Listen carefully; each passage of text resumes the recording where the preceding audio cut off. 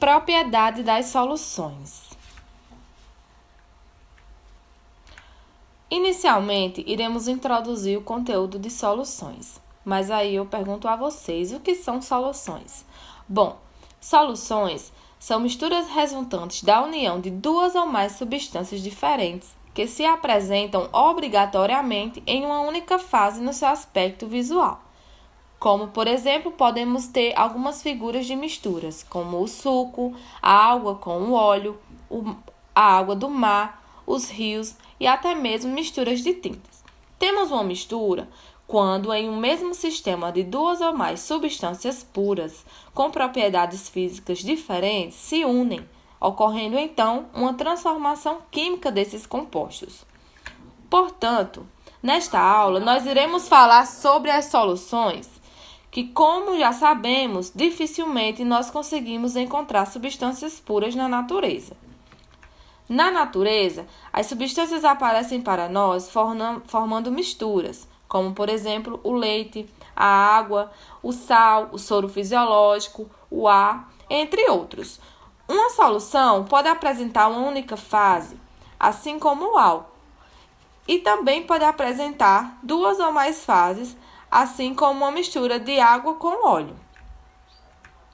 As misturas são classificadas como homogêneas e heterogêneas. A diferença entre elas é que a mistura homogênea é uma solução que apresenta uma única fase, como, por exemplo, o ar que respiramos, a água que bebemos, uma solução de água com sal. Já a mistura heterogênea é quando apresenta duas ou mais fases, como, por exemplo, a água e o óleo, que não se misturam, formando então a mistura com duas fases, e a mistura de água com óleo e areia, formando então uma mistura de três fases. Portanto, uma mistura homogênea é uma mistura com propriedades de afinidades iguais, formando então uma única fase. E já a mistura heterogênea, ela apresenta propriedades diferentes, resultando em duas ou mais fases. Para termos uma mistura, precisamos ter pelo menos duas substâncias, pois sabemos que a mistura é a junção de duas ou mais substâncias. Numa mistura, sempre vamos ter uma substância que vai ser chamada de soluto e outra de solvente. O soluto, na maioria das vezes, estará em menor quantidade, sendo aquela substância que vai estar dispersa, ou seja, ela vai estar separada e que na maioria das vezes vai ser dissolvida. E temos também o solvente, que é aquela substância que estará em maior quantidade e que irá dissolver o soluto.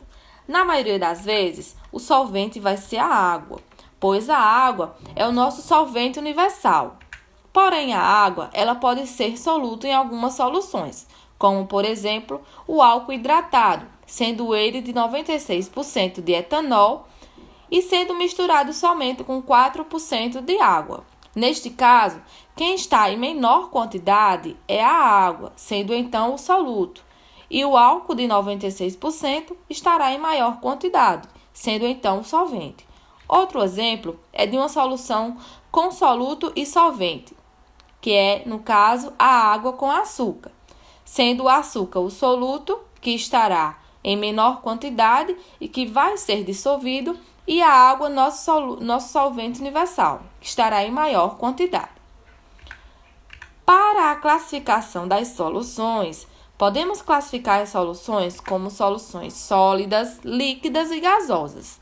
Para as soluções sólidas, são formadas apenas por solutos e solventes sólidos, como, por exemplo, as ligas metálicas, como o anel de ouro, por exemplo, que foi produzido com 71% de ouro e que também tem uma mistura de aspecto homogêneo formada por cobre e prata.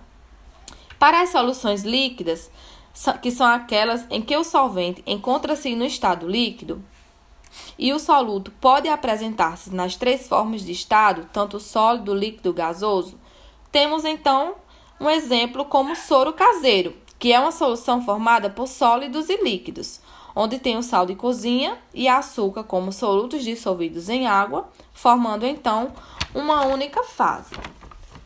E em seguida temos as soluções no estado gasoso, onde todos os componentes dessa solução gasosa estão em estado gasoso, como, por exemplo, o ar atmosférico, que é composto por 78% de nitrogênio, enquanto oxigênio e dióxido de carbono, gases nobres, completam os outros 28%.